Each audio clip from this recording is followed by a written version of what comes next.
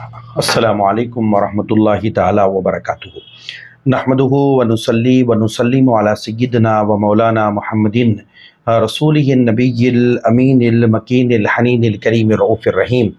وعلی آلہ الطیبین الطاہرین وصحبہ الکرام المتقین المخلصین وجمیع الاولیاء والصالحین وعلینا معهم اجمعین، اما بعد فقد قال اللہ سبحانہ وتعالی فی کلامہ العظیم فاعوذ باللہ من الشیطان الرجیم بسم اللہ الرحمن الرحیم وقال رسول یا ربی ان قومی اتخذوا وهذا القرآن مہجورا فقال اللہ وننزل من القرآن ما هو شفاء صدق اللہ مولانا العظیم۔ فقال اللہ سبحانہ وتعالی الی مقام آخر ان اللہ وملائکتہ یصلون علی النبی یا ایھا الذین آمنوا صلوا علیہ وسلموا تسلیما اللہم صلی علی سیدنا محمد وعلی آل سیدنا محمد وبارک وسلم۔ معزز مکرم سامعین و ناظرین محترم، الحمدللہ اللہ رب العالمین کے فضل و کرم سے اس کے پیارے حبیب جناب رسالت مآب محمد رسول اللہ صلی اللہ تعالی وسلم کے صدقہ طفیل میں ماہ رمضان المبارک بابرکت مہینہ جو ہم پر سایہ فگن ہوا، الحمدللہ ہم نے اس ماہ کو پا کر اللہ رب العالمین سے اپنے تعلق کو مضبوط فرمانے کے لیے، اللہ رب العالمین سے تعلق کو مضبوط کرنے کے لیے رمضان المبارک کی آمد کے ساتھ ہی اکثر طور پر ہماری زندگیوں میں تبدیلی بھی آئی، اور یقینی طور پر ہمارا اٹھنا، ہمارا جاگنا، ہمارا سونا، یہ تمام وقتوں میں تبدیلی بھی رہی۔ الحمدللہ ماہ رمضان کے مکمل 30 روزوں کو ہم نے رکھا، اور رمضان المبارک کی آمد کے ساتھ ہی 5 وقتہ نماز تکبیر اولیٰ کے ساتھ ہم نے ادا فرمائی، اور الحمدللہ تراویح کے ذریعے سے، تسابیح کے ذریعے سے، تلاوت قرآن مجید کے ذریعے سے، تہجد کے ذریعے سے، قیام اللیل کے ذریعے سے، صلاۃ التسبیح وغیرہ کے ذریعے سے ہم نے اللہ رب العالمین سے اپنے تعلق کو مضبوط کرنے کی پوری کوشش کی، اور رمضان المبارک کی آمد کے ساتھ ہی ہم نے اللہ رب العالمین سے جہاں تعلق کو مضبوط کیا، وہیں پر حقوق العباد میں جو پریشان حال بندے تھے، اور اللہ رب العالمین نے جس کو بھی مال و دولت عطا فرمائی، اس ماہ رمضان میں عبادت کے ساتھ ساتھ ہم نے غرباء مساکین کی بھی امداد فرمائی، زکوٰۃ، صدقات، خیرات کے ذریعے سے۔ ناظرین سامعین محترم، ماہ رمضان المبارک کے اختتام کے بعد موجودہ جو آج ہمارے حالات ہیں، یعنی رمضان کی آمد کے بعد ہی ایک چاند نظر آیا تو اللہ رب العالمین کے جو مساجد، جو اللہ رب العالمین کے جو مساجد تھے، وہ مساجد بھری رہی، اور بندگان خدا 5 وقتہ نماز ادا کرنے کے لیے، تکبیر اولیٰ کے ساتھ ادا کرنے کے لیے نماز سے قبل ہی مسجد میں آئے، اور قرآن مجید کی تلاوت کے ذریعے سے،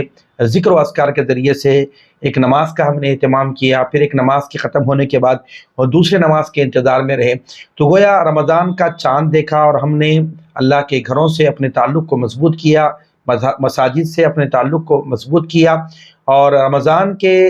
اختتام کے بعد جب عید کا ماہ شوال کا چاند نظر آیا تو گویا مساجد بالکل ویران ہو چکے۔ ناظرین سامعین محترم، ہمیں اس بات پر غور و فکر کرنے کی ضرورت ہے کہ کیا رمضان کی آمد کے ساتھ ہی ایک مسلمان پر نماز فرض تھی،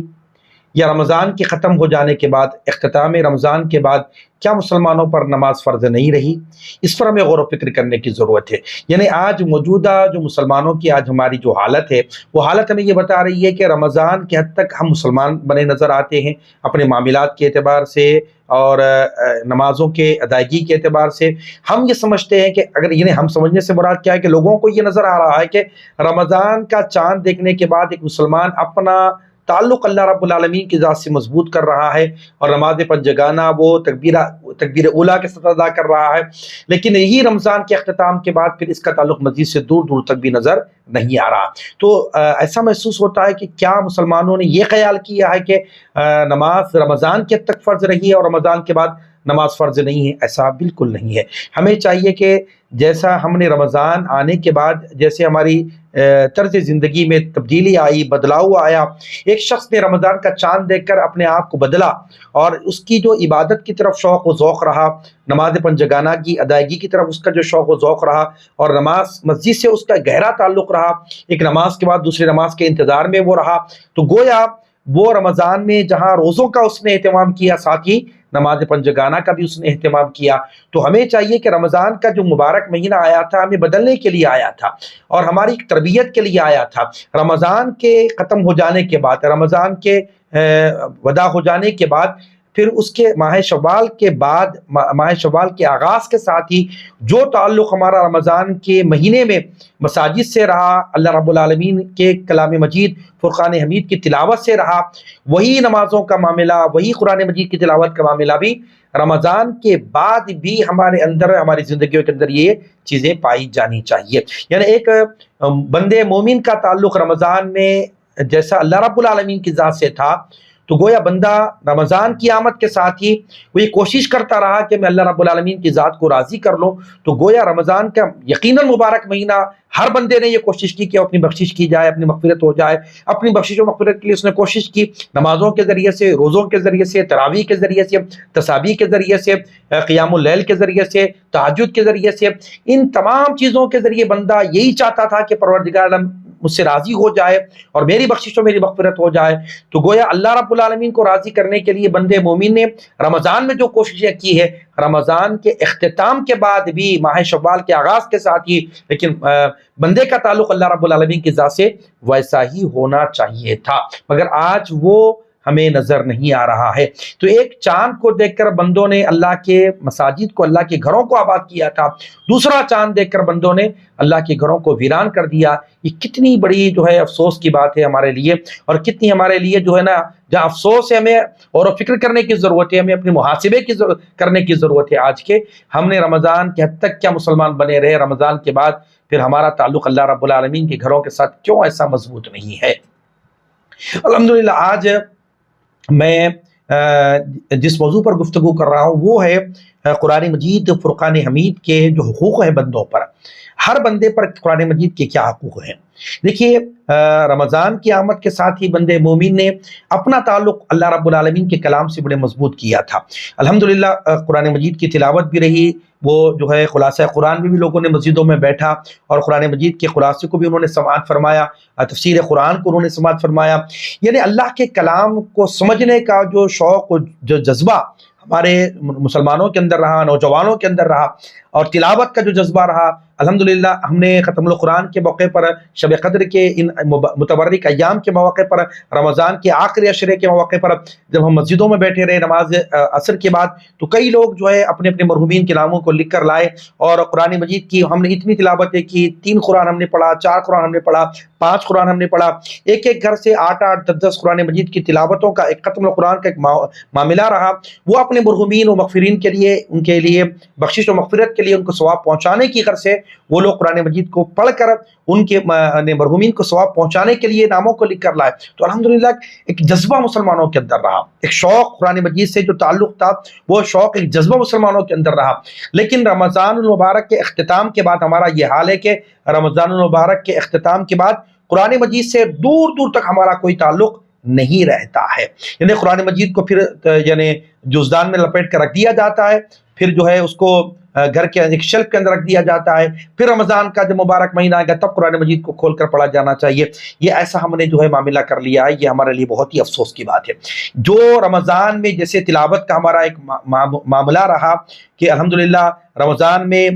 فجر کی جماعت سے پہلے، فرض نماز سے پہلے، جیسے مسجدوں میں لوگ آ کر بیٹھ کر ہمارے یہاں پر قرآن مجید کی تلاوت کا ایک معمول رہا، تو رمضان کے بعد بھی تلاوت قرآن مجید کا یہ معمول ہمارا جاری و ساری رہنا چاہیے۔ ورنہ رمضان کے حد تک کیا مسلمان بن گئے، رمضان کے حد تک ہم قرآن مجید پڑھنے والے بن گئے، تو یہ ہمارے لیے بہت ہی افسوس کی بات ہے۔ نماز پنجگانہ آپ کو اور ہم کو ہمیشہ ادا کرنا ہے، قرآن مجید کی تلاوت روزانہ ہمارے اندر جاری و ساری رہنا ہے، اس کی ہمیں کوشش کرنے کی ضرورت ہے۔ دیکھیے کہ رمضان کے گزر جانے کے بعد نمازوں کا، پنجگانہ نمازیں ادا کرنے کا یہ جو جذبہ ہمارے اندر ہے وہ باقی رہنا چاہیے، قرآن مجید کی تلاوت کا بھی معاملہ ہمارے اندر جاری و ساری رہنا چاہیے۔ اب آئیے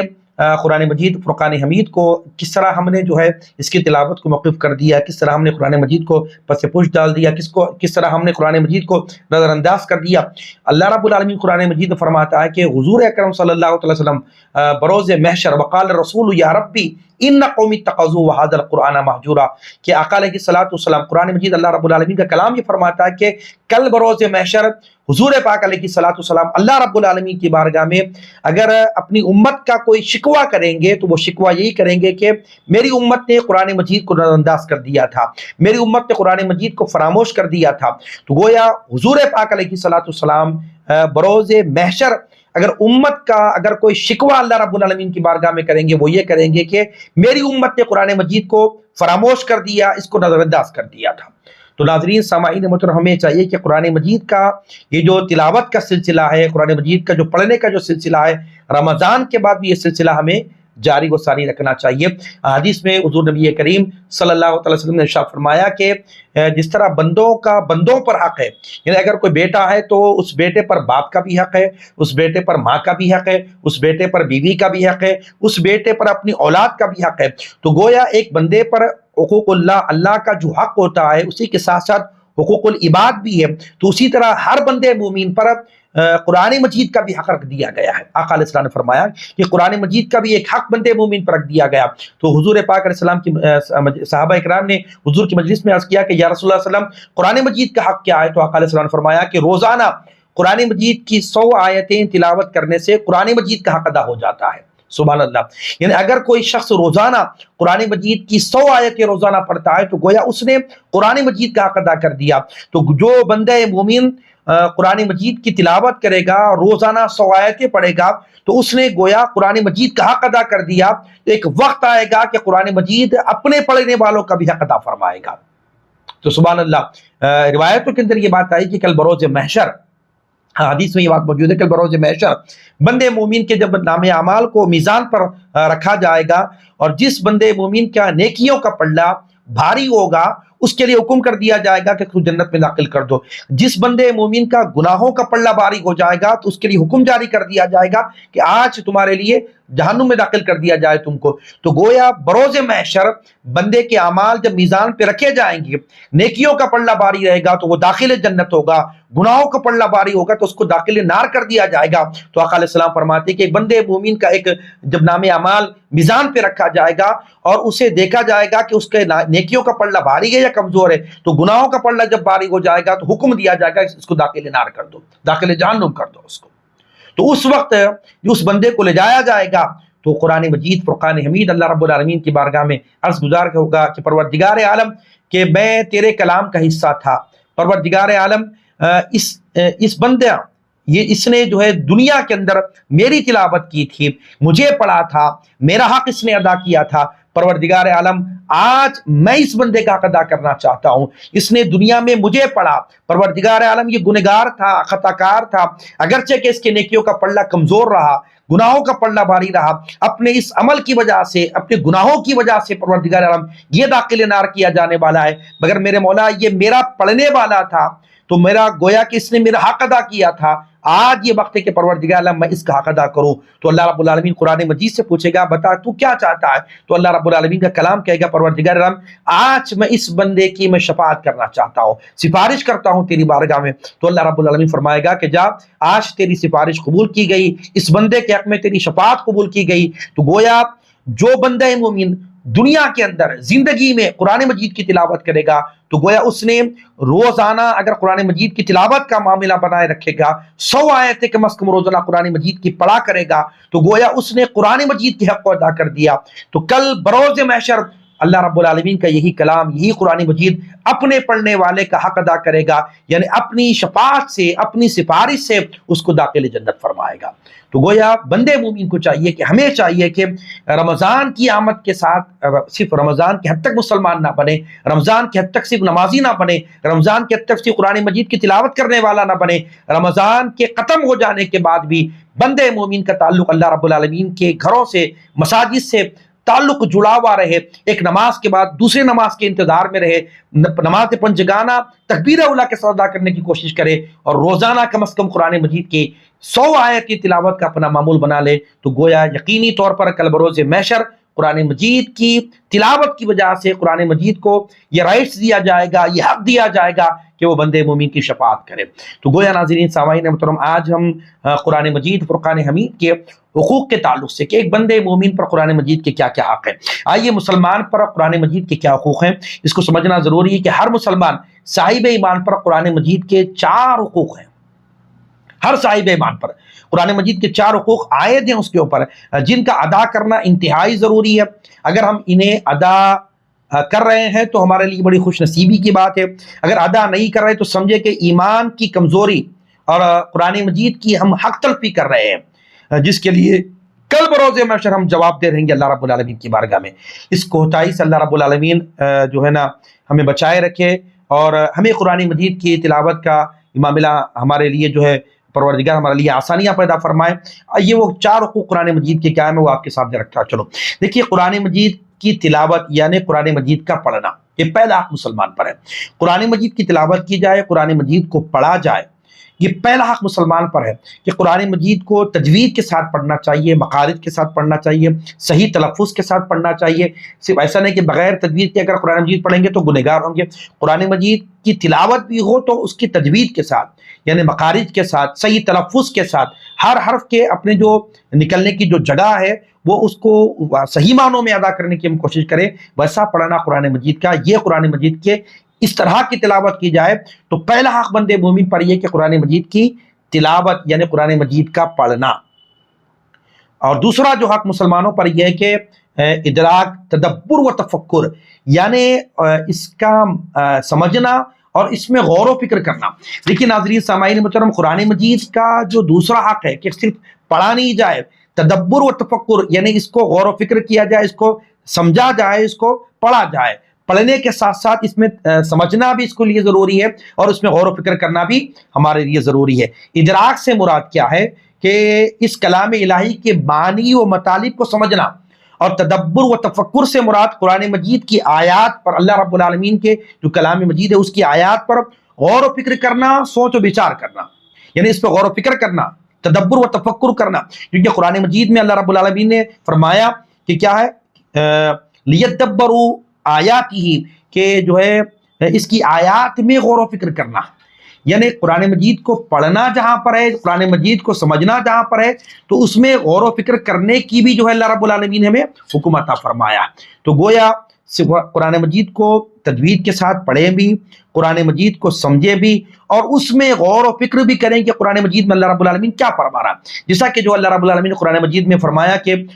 جیسے اللہ رب العالمین نے موسیٰ علیہ السلام کو کتاب دی، اور اس کے ساتھ جو ان کے بھائی حضرت ہارون کو ان کے جو ہے مددگار بنایا، اور جو ہے ان کو بھیجا فرعون کی طرف، اور یہی جو ہے نا پھر انہوں نے جو ان کی قوم کے لوگوں نے آپ کا انکار کیا، آپ کو تکلیفیں پہنچائی، تو اللہ رب العالمین نے آخر میں ان کا کیا انجام کیا،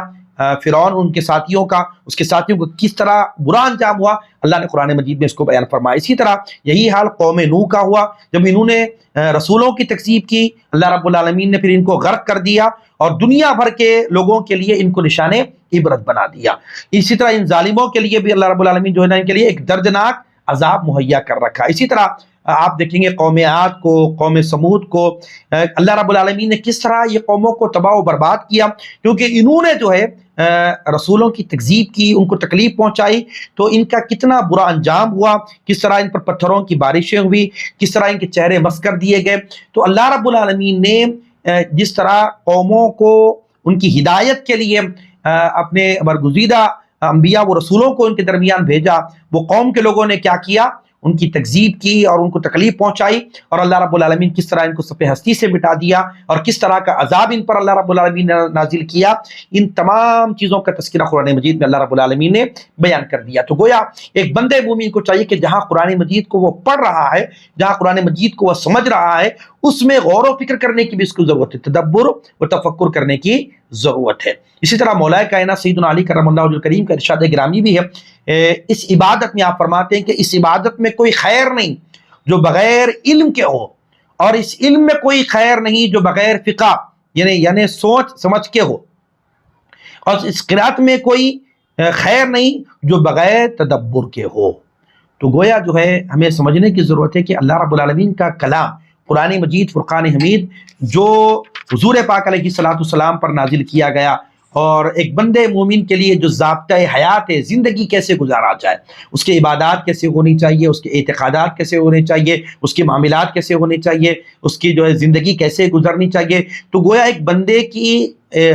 زندگی کیسے گزاری جائے، ایک ضابطۂ حیات اللہ رب العالمین نے قرآن مجید فرقان حمید ایک ایسی ضابطۂ حیات کہ ایک بندے مومن کی زندگی کو بہتر بندہ کیسے بنایا جائے، تو قرآن مجید کی اگر وہ تلاوت کرے گا یقینی طور پر اس کی زندگی بہترین گزرے گی، اس کے اعتقادات، اس کے عبادات، اس کے معاملات، حقوق العباد، وہ تمام حقوق کے تعلق سے وہ تمام زندگی اس کی کیسے گزرے، ضابطۂ حیات یہ قرآن مجید فرقان حمید ہے۔ تو گویا بندے مومن کو قرآن مجید سے اپنے تعلق کو مضبوط کرنے کی ضرورت ہے کہ پہلے قرآن مجید کو پہلا حق کیا ہے بندے مومن پر، قرآن مجید کی تلاوت کی جائے، پھر اس میں جو ہے اس کو سمجھا جائے، اس میں غور و فکر کیا جائے، اور تیسرا جو ہے قرآن مجید کی تعلیمات پر عمل کرنا چاہیے۔ قرآن مجید میں اللہ رب العالمین فرمایا افحسبتم انما خلقناکم عبثا وانکم الینا لا ترجعون، اللہ نے فرمایا کیا تم نے سمجھ رکھا ہے کہ ہم نے تمہیں یوں ہی بے مقصد پیدا کیا ہے کیا اور تم نے ہماری طرف لوٹ کر نہیں آنا ہے؟ اللہ رب العالمین فرمایا کہ ہم نے تم کو بامقصد پیدا کیا ہے اور کل تم کو پلٹ کر ہماری طرف آنا ہے۔ اللہ رب العالمین ایک اور مقام پر فرمایا اَیَحْسَبُ الْإِنسَانُ أَن يُتْرَكَ سُدًى، کیا انسان نے یہ سمجھ رکھا ہے کہ اسے یوں ہی چھوڑ دیا جائے گا، یعنی کیا اس کو پوچھا نہیں جائے گا کل بروز محشر تو نے زندگی کیسے گزاری؟ اور اللہ رب العالمین ایک اور مقام پر فرمایا وَلَا تُسْأَلُونَ عَمَّا كُنتُمْ تَعْمَلُونَ، اور تم سے تمہارے اعمال کی ضرور تم کو پوچھا جائے گا، تم کو جو ہے کل بروز محشر پوچھا جائے گا کہ تم نے اعمال کے تعلق سے تمہارے کل بروز محشر تم کو پوچھا جائے گا فرمایا۔ تو قرآن مجید فرقان حمید جو ہے الگ الگ جگہوں پر اللہ رب العالمین فرما رہا ہے کہ جو ہے تم کو بے مقصد نہیں پیدا کیا گیا، تم کو بامقصد پیدا کیا گیا ہے، اور تم کو چاہیے کہ البروز محشر تم رب کی بارگاہ میں جب حاضر ہوگے تم سے پوچھا جائے گا کہ تم نے زندگی کیسے گزاری، تمہارے اعمال کے متعلق تم کو پوچھا جائے گا۔ اور حضور نبی کریم صلی اللہ علیہ وسلم کے اصحاب کرام میں سے ایک صحابی حضرت زیاد بن لبید رضی اللہ عنہ فرماتے ہیں کہ نبی کریم صلی اللہ علیہ وسلم نے ہمارے سامنے خوفناک چیز کا ذکر کیا، اور پھر فرمایا کہ ایک ایسا وقت آئے گا جب دین کا علم جو ہے مٹ جائے گا، جب علم دین مٹ جائے گا۔ تو حضرت زیاد بن لبید نے عرض کیا کہ یا رسول اللہ صلی اللہ علیہ وسلم علم کیوں کر مٹ جائے گا یا رسول اللہ، کہ جبکہ ہم قرآن پڑھ رہے ہیں، اپنی اولاد کو پڑھا رہے ہیں، اور ہمارے بیٹے اپنی اولاد کو پڑھاتے رہیں گے، حضور یہ بات سمجھ میں نہیں آئے گی کہ جو ہے نا دین کا علم کیسے مٹ جائے گا، ہم قرآن پڑھ رہے ہیں، اپنی اولاد کو پڑھا رہے ہیں، وہ ہماری اولاد پھر ان کی اولاد کو پڑھائیں گی، تو حضور یہ بات سمجھ میں نہیں آئے گی کہ علم دین کیسے مٹ جائے گا۔ تو آقا علیہ السلام نے ارشاد فرمایا، جواب دیا، اے زیاد میں تمہیں مدینے کا انتہائی سمجھدار آدمی سمجھتا تھا، کیا تم نہیں دیکھتے کہ یہود و نصارہ، جو اہل کتاب یہود و نصارہ تورات و انجیل کی کتنی تلاوت کرتے تھے لیکن ان کتابوں کی تعلیمات پر کچھ بھی عمل نہیں کرتے تھے۔ آقا علیہ السلام نے بتایا کہ جو ہے قرآن مجید کو پڑھنا یہ سمجھنے کے ساتھ ساتھ بندے مومن کے لیے ضروری ہے کہ قرآن مجید کی تعلیمات پر، اس کے احکامات پر عمل کرے، کیونکہ یہود و نصارہ یہ سب سے زیادہ اپنی کتابوں کو پڑھنے والے تھے مگر وہ اپنی کتابوں کی تعلیمات پر عمل نہیں کرتے تھے۔ تو بس میری امت اس طرح علم دین اس طرح مٹ جائے گا، آقا نے بتایا کہ لوگ قرآن کو تو پڑھیں گے سمجھیں گے لیکن قرآن مجید کی تعلیمات پر وہ عمل نہیں کریں گے، تو اس طرح علم دین مٹ جائے گا، آقا علیہ السلام نے فرمایا، دین کا علم مٹ جائے گا فرمایا آقا علیہ السلام۔ تو گویا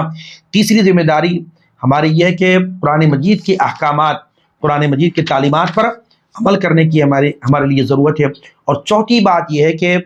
قرآن مجید کے حقوق میں سے قرآن کا آخری حق جو امت پر ہے وہ یہ ہے کہ اس کو اوروں تک پہنچانا، اس کو اوروں تک، تعلیمات قرآن کو اوروں تک پہنچانا۔ حضور پاک علیہ الصلوۃ والسلام پر اللہ رب العالمین نے قرآن مجید میں فرمایا یا ایھا الرسول بلغ ما انزل الیک من ربک، اللہ رب العالمین فرمایا اے رسول جو کچھ تجھ پر تیرے رب کی طرف سے نازل ہوا ہے اس کی تبلیغ کرو، اگر تم نے ایسا نہ کیا تو تم نے رسالت کے فرض کو ادا نہ کیا، یعنی آقا علیہ الصلوۃ والسلام کو اللہ رب العالمین نے فرمایا بھی ہم نے جو کچھ آپ کو پہنچایا ہے اس کو آپ اوروں تک پہنچائے، لوگوں تک پہنچا دیں آپ۔ تو گویا حضور پاک علیہ الصلوۃ والسلام کی امت پر قرآن مجید کا یہ چوتھا حق یہ ہے کہ قرآن مجید کے تعلیمات کو، قرآن مجید کے علم کو اوروں تک بھی پہنچانا ہے۔ جیسے سرکار نے فرمایا بلغوا انی ولا آیا، میری جانب سے ایک بات بھی اگر تم تک پہنچے، ایک آیت بھی اگر تم تک پہنچے تو حضور نے فرمایا کہ اس کو اوروں تک پہنچاؤ۔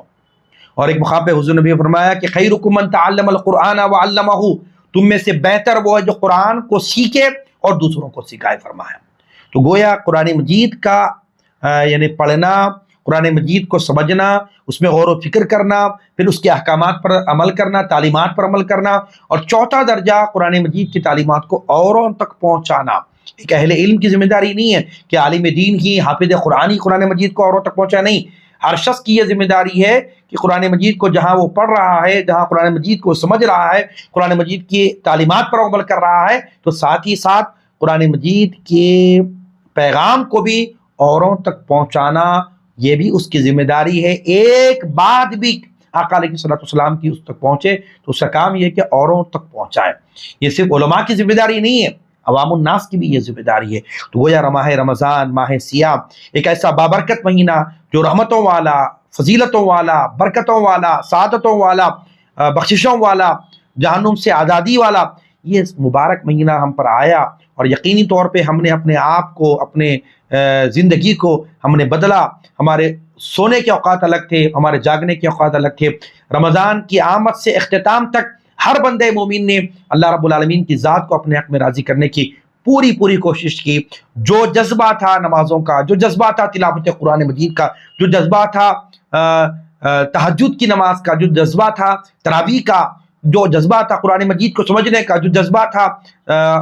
اسلام کو سمجھنے کا، تعلیمات اسلام کو سمجھنے کا، فقہی مسائل کو سمجھنے کا، وہی جذبہ مومن، وہی جذبہ ایک بندے کے اندر رمضان کے ختم ہونے کے بعد بندے مومن کے اندر وہی جذبہ باقی رہنا چاہیے، ورنہ رمضان کے تک ہم مسلمان کہلائیں گے، رمضان کے تک قرآن پڑھنے والا کہلائیں گے، یہ ہمارے لیے مناسب نہیں ہے۔ اب یہ وقت ہے اپنی زندگی کو ہم بدل دیں۔ دنیا کے حالات کدھر جا رہے ہیں، ہمیں اس پہ غور و فکر کرنے کی ضرورت ہے۔ اللہ رب العالمین سے اپنے تعلق کو مضبوط کرنے کی ہمیں ضرورت ہے۔ یہ چند باتیں میں نے رمضان کے اختتام کے بعد، رمضان کے بعد کی زندگی ہماری کیسی ہو، جو خوف، جو خشیت اللہ رب العالمین کا جو خوف و خشیت ہمارے دلوں کے اندر تھا، رمضان کے اختتام کے بعد بھی وہی خوف، وہی خشیت الہی ہمارے دلوں کے اندر ہونا چاہیے۔ جس طرح رمضان کے اندر بندے مومن اپنے آپ کو گناہوں سے بچائے رکھا کہ بھئی رمضان کا مبارک مہینہ، اللہ مجھے دیکھ رہا ہے، میں یہ گناہ نہیں کر سکتا، تو بندے مومن نے اپنے اعضاء کو، اپنے ہاتھوں، اپنے پیروں کو، اپنی زبانوں کو، اپنی آنکھوں کو، ہر وہ اعضاء کو گناہوں سے بندے مومن نے بچائے رکھا۔ رمضان کے اختتام کے بعد بندے مومن کو وہی اللہ رب العالمین کا خوف، وہی خشیت اپنے دلوں کے اندر ہمیں بسائے رکھنا چاہیے۔ یہی خیال کرنا چاہیے کہ اللہ ہمیں دیکھ رہا ہے۔ رمضان کے حد تک یہ اپنے دلوں کے اندر ہم نے خوف بٹھا لیا تھا، اللہ رب العالمین کا خوف اپنے دلوں کے اندر رکھ لیا تھا، رمضان کے بعد پھر وہی خوف و خشیت ہمارے دلوں سے نکل جائے تو یہ ہمارے لیے مناسب نہیں۔ اللہ رب العالمین کا خوف اور خشیت ہمارے دلوں کے اندر ہو، اور اللہ رب العالمین ہی کی ذات پر ہمیں امید ہو، اسی کا خوف ہمارے دلوں کے اندر ہو، کیونکہ رسول پاک نے فرمایا الایمان بین الخوف والرجاء، ایمان کیا ہے؟ خوف اور امید کے درمیان ہے۔ تو ہمیں خوف بھی اللہ رب العالمین کی ذات کا ہی ہے اور امید بھی اللہ رب العالمین کی ذات سے۔ تو بندے مومن کا تعلق اللہ رب العالمین کی ذات سے رمضان کے بعد بھی وہی مضبوط ہونا چاہیے، وہی تعلق میں